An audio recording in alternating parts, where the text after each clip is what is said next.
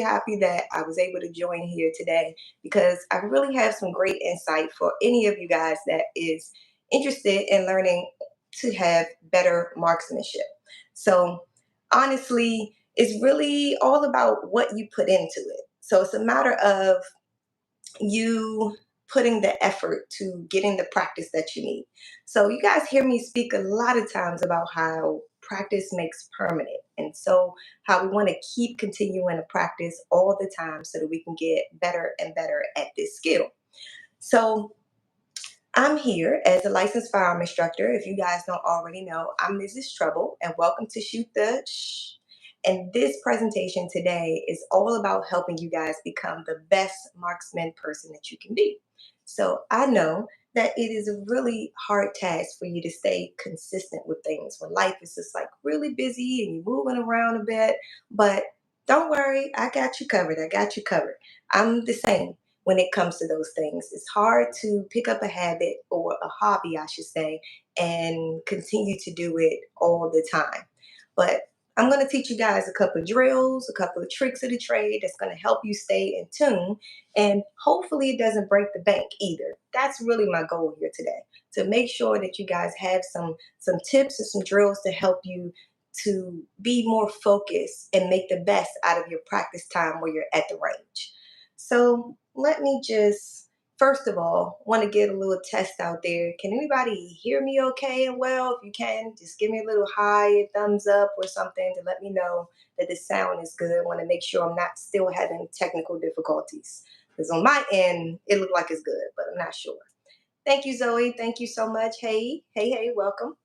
And so if you are new to the channel, definitely subscribe. I really appreciate it so you can stay close to us and we can help you become a better marksman. So I'm just so excited because this information is something that was requested by some of the viewers. So I'm not sure if some of my ladies were on here from the last time who was interested in learning about different drills that would be able to help you guys stay in tune with your skill so you can make each range visit just something that's specific and getting a goal done, and you will feel very accomplished. So let me just dive right into it. We understand that shooting is a sport that can be quite expensive. So sometimes we just need to find some less than expensive ways of being able to practice and still be able to keep up with our skills, because it's nothing worse that can possibly happen to you is if you use a firearm, or let me just back it up for a second. You're in a situation in which you have to use a firearm and your firearm either has a malfunction or you're not familiar with how to use it, and then those seconds, those precious seconds counts so much against you. So we're going to go ahead and figure out how we can make the best of our time so we don't have those problems. So we'll be equipped with knowing how to deal with our firearms individually. So all right, so thank you so much for the love. I appreciate it. Thank you so much for joining. I really hope that I'm helping you be able to get all the things you need. And if you ever have any questions, don't hesitate to join in the chat box and put it out there. So I'm going to talk to you guys about ways we can actually practice at home and ways we can practice at the range. Because sometimes, let's just face it, range fees are expensive. Going to the range is expensive. Buying ammunition can be costly at times. So if you've made the decision to be a firearm owner, you have to do your part in getting the practice in so that way you know that you are getting the skills that's necessary to maintain it and also be equipped to use it if there ever is an emergency. So when it comes to, buying ammunition, let's just go ahead and say that.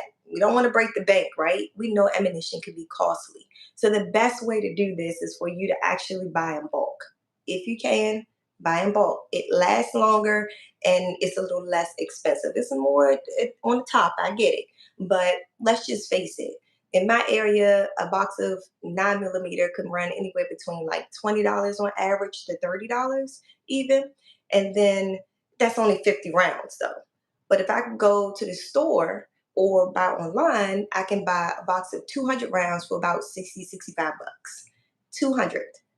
That works so much better for me. So it's one of those things where you kind of have to work with, buying in bulk and then you can space it out and spread it out. And you can keep a stock at home too, so that works. The other thing I tend to do is buy a lot of targets, and I use disposable hearing protection. So I like to bulk up on those items too, because when you're going to the range, you're spending $1 to $3 on any given target that you're interested in, versus buying in bulk where you end up spending like 25 cents or 35 cents on each target. So it might be inexpensive at that moment, but after a while, it kind of adds up. And so go somewhere where you can buy, a packet of targets. So that way you don't have to keep buying that. And if you wear disposable ear protection like I do, then of course buy that in bulk too, because it'll just save you a lot of money versus paying like $1 to $3 for the disposable ear protection that you can buy at the range. So that's just a little tip for our expenses. Got more, stay tuned. So, when it comes to the whole thing about shooting, of course, it's really good for therapy too. I mean, we want to do this as a sport, sure, it's a hobby, great, but it also helps with stress relief. I can't tell you how much better I feel after going to the range and just letting loose those rounds down the range and focusing on what my goal is for that day, as far as how accurate I want to be. If it's something I'm working on specific, like I'm going there to work on my trigger control, or I'm going there to work on my stance, or if I'm going there to work on my recoil control. So all of those things come in handy. Or if I'm just going there to test out different firearms because I'm interested in the new purchase. So whatever your reason is for going to the range, make it a reason that is worth it for you and you won't waste your time and you will feel accomplished. So what things should you be doing at home and at the range that is going to better your marksmanship is really about consistency. So let's just start with something minimal. The very minimum thing that you can do at home and doesn't cost you anything is do dry fire. So most of our firearms will allow us to do dry fire without anything. And in case you don't know what dry fire is, it's when you have the firearm unloaded and you squeeze the trigger. Okay, so that can happen where you would do this constantly, but you will still also, in case you're wondering, need to rack it back in between those shots. Most guns, you will have to do that. So you squeeze the trigger, you will have to rack it back to be able to shoot the next dry fire. Now, you could use another inexpensive tool to help you with that so you don't have to keep racking it back. And you can use something called snap caps or dummy rounds, some people refer them to. Now, those are pretty inexpensive. You usually get about a pack of five of them, somewhere between $10 and maybe $15 on average. And you can find them in various different colors and all different calibers. Really, what gun it is you're trying to dry fire, you can use snap caps. And it might be in best practice to do that. Like, for example, if you have an external hammer, lots of times it's better to go ahead and use the snap caps so you don't damage the inside of your firearm. And the best way for you to know this too is to look at the owner's manual of your gun. The gun will tell you that dry fire is not a preferred practice. So that's something that you can also look into. When it comes to the dry fire, just to walk you through exactly what it is you're trying to do here is your goal for dry fire is to keep the gun perfectly still. Okay. Lots of times we'll squeeze the trigger, my little pretend gun, because YouTube doesn't allow me to handle guns while I'm live. Okay. So my little handgun here. So when a lot of times when we squeeze the trigger, we'll do this hand jerks when we squeeze the trigger. Okay. And so what we're trying to do with dry fire is to stop the hand jerking. So it's a matter of you just squeezing the trigger slowly, slowly, slowly till you hear click. That's really what you're trying to do. And so now you get to do this without having the recoil, which makes it a little easier for you to focus on how your trigger feels. So good trigger control will be a skill you would develop and have down pat if you're doing dry fire. Okay. Now, that is obviously something you can do at home. You can do that at the range before you begin to shoot with live rounds as well. So, those are all things you can do. When it comes to this, you want to do this in repetition enough that you're beginning to process the motion of the squeezing of the trigger, how the trigger actually feels. And especially if you're going to be using more than one firearm, it could be in good practice for you to do a couple dry fire shots before loading ammunition when you're switching to a new firearm, because each trigger is going to feel slightly different. Now, when it comes to dry fire, also, you can use another little tool as well. There's so many little things out there for laser ammo, but I'll tell you about that in a little while. Let me talk to you about this other drill that I came across. So it's called single shot accuracy drill. The purpose of this is to develop the precision and consistency. So you want to put your target at about 4 yards, like 3 to 5 yards, somewhere between there. I would say if you're a really tall person, maybe push it out to like 5. If you're like a shorter person, then maybe closer to that 4 or 3 yards. I usually never go to 3 yards, so about 4 is my sweet spot here for my students. Um, but definitely put it there in that place there. Fire one round at a small target. Okay. So something like a 2-inch circle. So approximately like a paper plate size. Okay. Something small. And that way you can really focus on your accuracy. So you're going to shoot just one shot and then you're going to assess. One shot and then you're going to assess. And that is going to help you find a good consistency and precision with your shot placement. And the thing is with this is no rush. So all this got to be fast and all like move fast and do rapid fire. All that's going to come later. Right now, it's all about the precision and the accuracy. So don't rush yourself when you're doing this particular drill. Okay. Now, another one that's going to be a little slow is a slow fire grouping drill. Okay.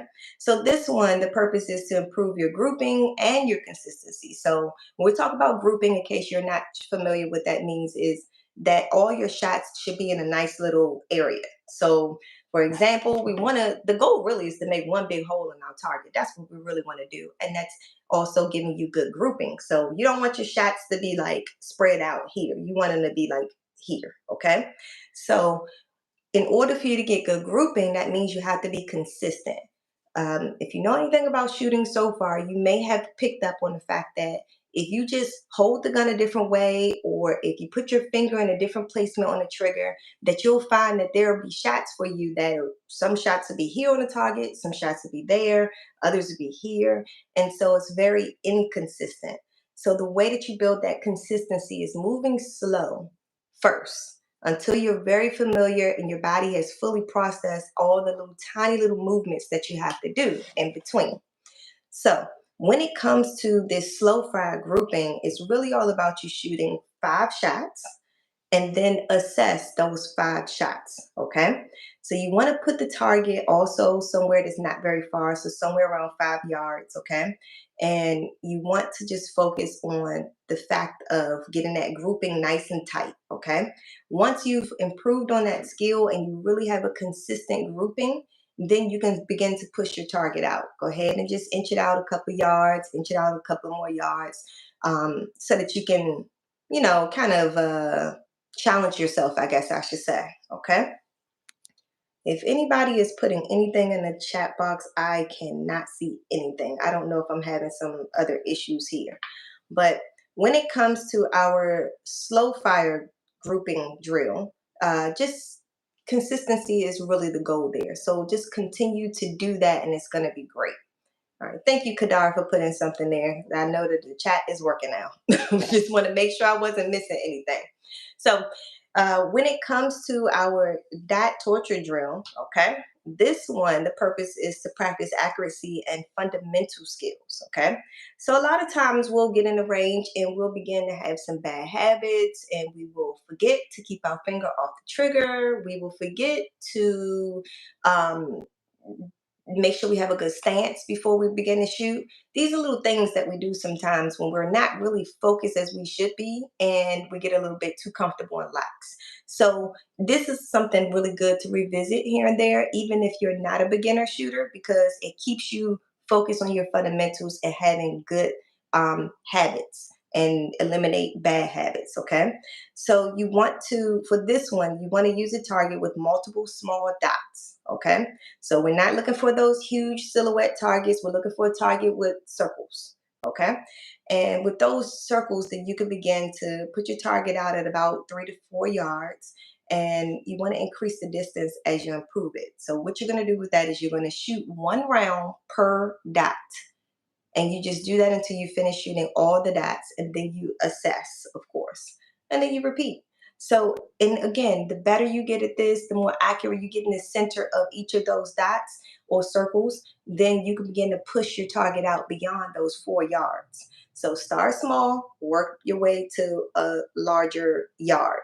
Okay. It's always important to do that because you don't want to force yourself to do anything sooner than when you're actually capable or ready to do.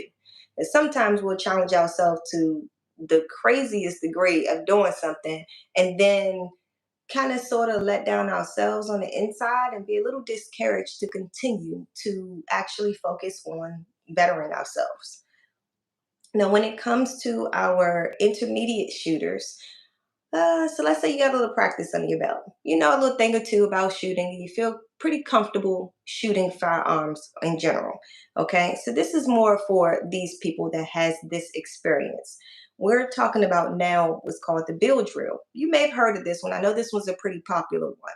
So the purpose is to improve speed and recoil management, which is a big deal because again, everybody wants to shoot fast. Everybody wants to, but there's a science to it, but you have to know how to break it down so that way you can be able to be fast but also be accurate. So a lot of times we'll begin to pick up the speed but we'll lose our accuracy.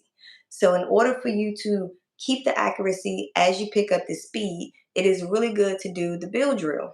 So the bill drill is going to allow you to shoot at approximately 7 yards, okay, and then you want to fire 6 rounds as fast as possible into the target, okay? Specifically like center mass, so the center of whatever your target is. And you want to focus on maintaining control. So lots of times when we're shooting, the gun is flipping up, right?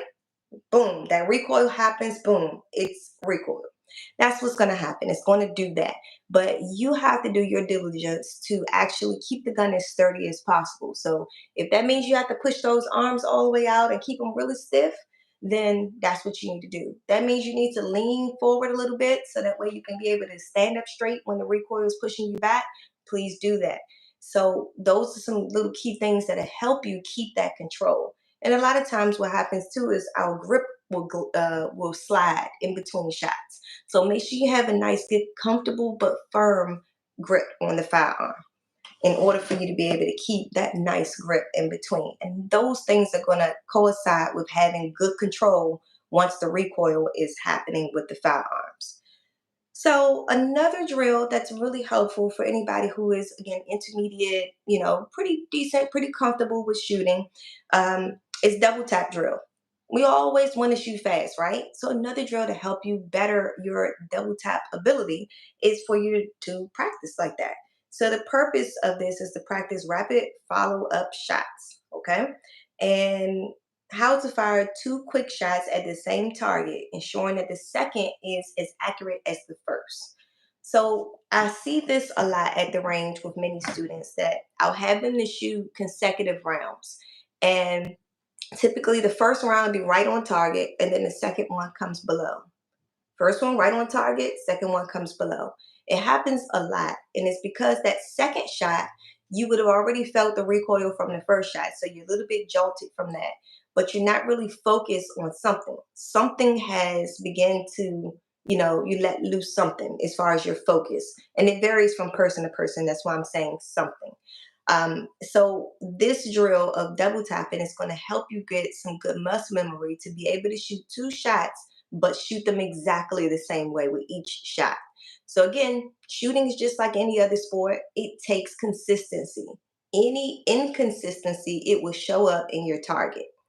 So double tapping is definitely a good practice for you to do that drill, especially when you already are an experienced shooter. I wouldn't necessarily say anybody who's a very beginner shooter should focus on that because that might be just a little bit too technical and make you feel a little bit defeated right away because you might be expecting something and you may not get the results you're looking for right away.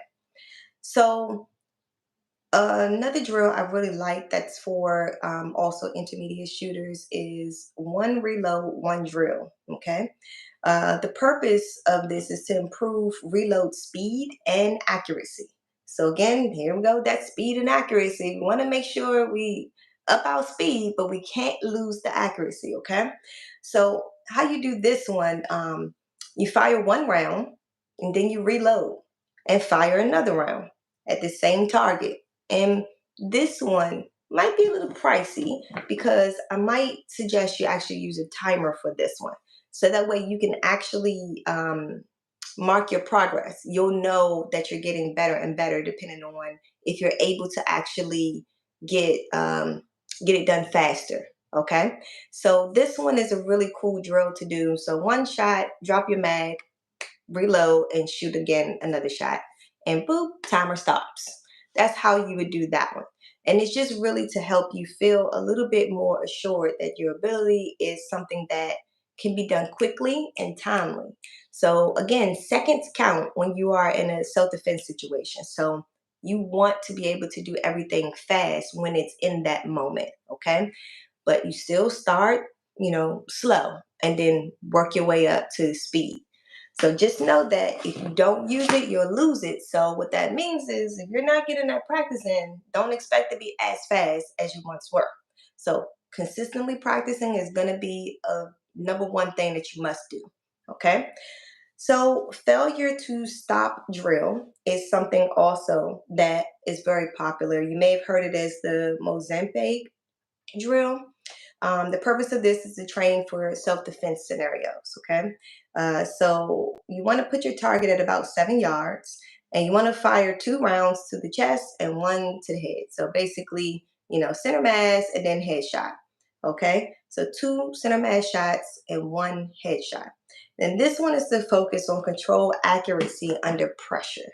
Okay, and that's really what that one is about. So again, all of these drills are really just to help you zone in your skills, become very familiar where it becomes more of a muscle memory than a really conscious thought. Okay. And so that way you'll be able to react in a way that you will want to react in that emergency situation. And if you're looking at this outside of self defense and you're just looking at this as target practice, a hobby, a shooting sport, then you just will be a pro in no time. And you will be able to challenge your buddies to go to the range with you. You guys have shooting competitions of your own. So just lots of fun that you could be able to do there and be really quick but accurate about it. So please let me know if you guys have any questions about any of those drills. So a lot of those drills are really fun to do and it's really inexpensive overall. I mean, you're already going to spend money going to the range, you're already going to do that, so make the best out of your time while you're there. Now what I can tell you, you also can add to your home collection of something to help you practice at home is a, what is it called, a laser round. I think they call it a laser training round. Just trying to make sure I say the right word so you guys could be able to find it. um Yeah. So laser training round is what you want to look for. So it's a ammunition that looks like a regular round in a sense, but it has a laser on the tip of it. And I like this tool. When I first started out shooting, my husband bought that for me, and it was very helpful. It's about $40. You can find it in multiple different calibers. So with this one, you would not load in a magazine. You would load it right inside your chamber, and you close your slide, and you would squeeze the trigger. Every time you squeeze the trigger, the light comes on. And actually, let me make sure I'm corrected here. They do have some laser rounds that is only the light stays on the entire time. So it never goes off. I don't recommend that kind because that's just going to make your eyes just keep looking at the laser that you're projecting on the wall or whatnot. Now, what I would suggest is getting the one that actually, when you squeeze the trigger, each time you squeeze the trigger, the light shows on whatever you're projecting it to. So that is the one that I would totally recommend you guys get. And again, that one's about $40 on average. I know I found some on Amazon. I can't tell you a specific brand, but if you just look up laser training round, you should be able to find it, or laser training cartridge or laser training ammunition. You may be able to find it easily. Now, there are some really expensive alternatives to that. like the smokeless range. I really love that system. But it's so many other things, and that can be like thousands of dollars once you set up all the equipment and everything. It's really cool too, but it's one of those things that can be a bit pricey. So this is a really inexpensive alternative, and they do have like things that can keep record for you as well, like a target that you shoot and then it gives you results on your phone. So they have different devices like that that also is not like very expensive. It might be like the $100 to $150 range, maybe $300 range, depending on which system you invest into. So these are all good practice tools that you could use and help yourself feel a little bit more assured and a little bit more comfortable with it. Now, as far as using a timer for some of these drills, as I mentioned before, that also can be a little pricey. The timers for this is somewhere between like $130 to maybe $300. And so when it comes to that, it's a matter of you finding whichever product has the best reviews and just testing and see which one you like. But definitely, that also could be something to add to your collection and help you be able to shoot faster if speed is your goal. Okay. Um, so evaluating your target is going to be key to you knowing what you have to do next. So when you're going to the range, no longer are you just going to go there, load up your ammunition and shoot and just keep shooting and just keep shooting. If you're going there with a purpose, it will help you focus in. Okay. Now, of course, if you're just going there to relieve some stress, then maybe you might just load up the ammunition and just go, just let it all loose. Okay. But if you're going there to get some accuracy practice, like marksmanship, trying to better that skill, then you need to have some certain goals. If you know you want to work on trigger control, if you know you want to work on recoil control, you work on your stance, all these specific things. If you're having problems lining up your sights and getting right on point with your sights, these are all things you need to be intentional about when going to the range. So it's a matter of you having intention, having a plan for yourself, and executing that plan when you get there. So, is there any other things you guys have questions about as far as the drills that I mentioned before I move on? Just want to make sure because it's always a matter of having the proper understanding of actually being able to do these drills. So when these drills are used, is to your advantage. But if you're doing them incorrectly, then you're not going to yield the results that you're looking for. So it's one of those things you have to know what you're trying to do before you go, and that way you can kind of piece it all together while you're there. So when it comes to range time, I very much enjoy the whole therapy portion of it all. So I kind of like everything else that I was having going on in my life is just like over for a moment, and I'm focused on my shooting, making sure that I'm assessing and I'm not rushing myself. I'm going to start close, and then I'm also going to start slow, and I'm going to progress to push the target out further, and I'm going to progress to go faster and faster. And that is typically how I practice every time I go to the range. Especially if it's been, some time apart since the last time I shot, definitely start slow and shorter distance and progress it as you continue to be there at the range. So there's so many people up before I see students all the time come and they'll be like, oh yeah, I know what I'm doing. I've shot a lot of times, da da da da, and I'm really familiar. I'm just here because the state says I have to take this training. I'm like, okay, great, good, that works. Well, making my job easy, and then I get there and I see so many bad habits, and that they're not able to really hit the target like they said they could, or how they led me to believe so. So please don't be offended if you ever go to the range with me and I'm taking it like baby steps, okay? So try not to offend anybody. I try to have you show me what skill you have first and then let's build on it. Because so many times before, people will be like, oh, I was in the military and I did this and that. And I'm like, okay, what was your MOS? Did you really handle firearms? Like, really? So just because you're in the military doesn't mean you know how to handle a specific type of firearm, because you may have dealt with a whole nother type, or maybe depending on your MOS, you might not have really shot firearms at all, really, except for qualifications, if you needed to do that at all. So when it comes to those type of things, everybody's coming from their own background, their own level of experience, and that is something that I'm very keen to. Even speaking to a lady at the range today, she was talking to me about how her husband is wanting her to go to the range with her. With him, and they were there to buy a gun today. And I was like, "Oh, okay, well that's great." She was like, "Yeah, but I'm just like not sure if this is my thing." And I was like, "Well, maybe it's not, and that's okay. But there's problem if you have firearms in the home and you don't know how to handle them. So you really need to know how to shoot them, because you never know if your spouse that owns these firearms is not going to be present at the time of an intruder. So you really need to know what you're doing with them, at least a little bit familiarized with them. And so I found it quite interesting that she just kind of gravitated me to talk to and, kind of help her along. And so I explained to her that even though her husband is military, because that's what she began to say when I said, "Hey, I'm a licensed firearm instructor. I'm happy to help you and your husband if you want. Just let me know. We can go ahead and coordinate, a time to come here and get some training with you guys." And the first thing she said to me was, "My husband, he's in the military, or he was in the military. So he knows what he's doing. I'm in good hands," things like that. And I'm like, "That's all great. Okay. But I'm a testament to this. Ladies, I understand. Sometimes we just don't want to listen to what our husband is saying, or sometimes our husband is just a little bit too familiar with us, and maybe they're like pressing us to move faster than what we're expected to move or want to move at the time. And so maybe they're just not keen to the type of support we might need in that particular field."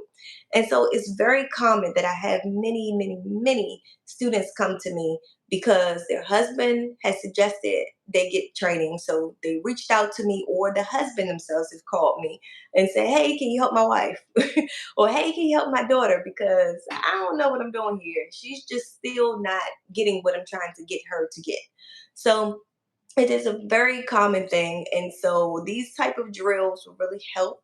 And then when you are feeling really comfortable with all these type of skills you're building, then I know that the experience with your spouse at the range and with your adult children, or young adults children, is going to be so much fun.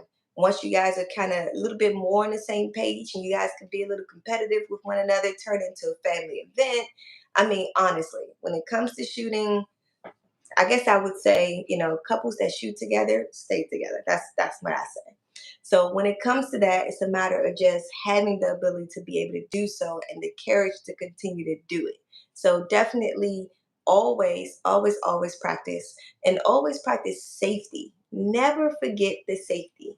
I want to make sure you guys understand that once you are handling this firearm, you're going to treat it like it's loaded, regardless if it's unloaded, regardless if you know that it's unloaded or you assume it's unloaded. You still treat it like it's loaded. What that means is you're going to keep your finger off that trigger, and you're going to keep the muzzle pointed in a safe direction until you're actually ready to squeeze the trigger. And that is something that you never want to forget. You never want to get lax on that. So as soon as you pick that gun up, the point finger should be just like this. You should not have your point finger on the trigger like that. Okay. So it's a matter of finding that balance of getting good practice regularly, and also executing the practice proficiently so that you can gain the skills that's necessary from it. So I really hope that I've helped you guys today. And if I have, that's great. If I haven't, I'm sorry. But if you could put in the chat box if there's something else that you would like to learn a little bit more about, let me know. And I'll do my best to bring this information to you. This was a request by one of the viewers, and I don't know if she's on today, but thank you for requesting this. I hope she gets a chance to see this and she can actually learn from this and know what drills that would be helpful.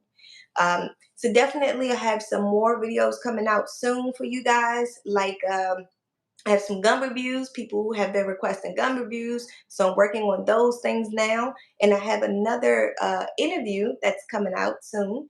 I'm getting close to the finished touches of that. And this one is really interesting because it's a woman competitive shooter. So definitely stay tuned to the channel so you can see when that video is aired. And it's really, really cool. So she has some pretty good skills that she's going to share with us all and her experiences. So I'm going to see you guys next week, Wednesday, for a little check-in for a little bit more nudge of knowledge for you guys and help you guys stay on the right path of great marksmanship and firearm safety. So keep being responsible out there. Keep, helping others be responsible with firearm ownership and use, because it is a big responsibility. I mean, guns are so political, and it's very fragile to the point that if our government goes this way, then our gun laws go that way. If our government goes this way, then our gun laws go that way. So it's a matter of us doing our part as our community to be responsible firearm owners. And that's what I want to make sure you guys are doing within your own homes, because really that's where it starts. And then also instilling this knowledge about safety and when not to use it to our minors. When it comes to our youth, we have to make sure we're instilling in them when and when not to use firearms and who uses them and things of that nature. Because if not, the cycle is going to continue. This is the reason why YouTube doesn't allow me to go live now while I hold a firearm, because we've had incidents of our youth unaliving themselves live while holding a firearm. And so I'm like, okay, I get it, YouTube. I get it. I'm not really too upset about it. It just kind of sucks because I would love to show you guys different things while being live. But unfortunately, I can't do it that way. And that's all right. I found other ways to help you guys. So that's why I'm editing some videos so you guys can see some of those gun reviews and be able to get the knowledge that you're looking for and that you've requested.